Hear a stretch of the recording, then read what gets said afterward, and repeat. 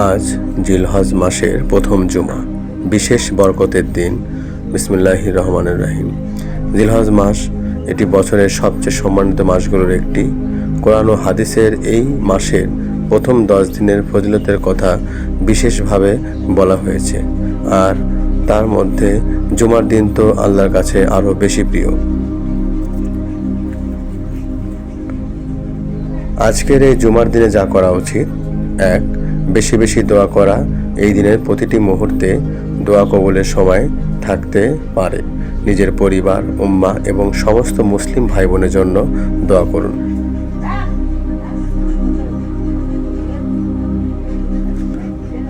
2. নফল নামাজ আদায় করা।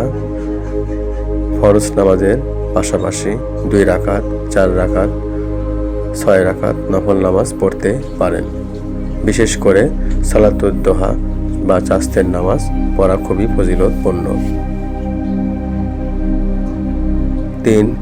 কোরআন তেলাওয়াত। আজকের দিনে অন্তত কয়েক আয়াত হলেও কোরআন পড়ুন, অর্থ বুঝে পড়ার চেষ্টা করুন। 4. বেশি বেশি দুরূদ শরীফ পড়া। প্রিয় নবী সাল্লাল্লাহু আলাইহি সাল্লামের উপর দুরূদ পাঠ করুন। অন্তত 100 বার হলেও দুরূদ পাঠের অভ্যাস গড়ে তুলুন।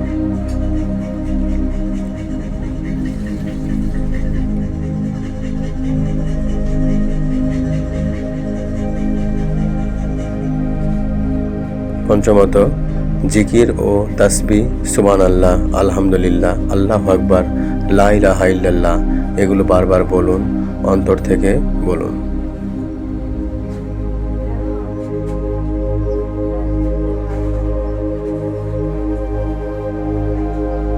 ষষ্ঠত, সাদাকা করা। অল্প হলেও আজকের দিনে সাদকা করুন বা দান করুন। কারো মুখে হাসি ফোটান, কারো কষ্ট লাঘব করুন। আজকের এই দিনের প্রতিটি মুহূর্ত যেন বৃথা না যায়। ছোট ছোট আমল হলেও আল্লাহর কাছে অনেক বড় হয়ে যেতে পারে।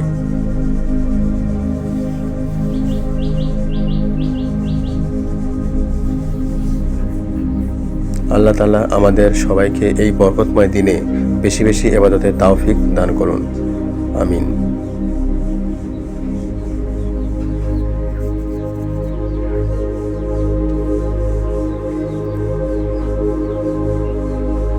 সিএনউ চ্যানেলের পক্ষ থেকে আপনাদের সবাইকে জুমা মোবারক।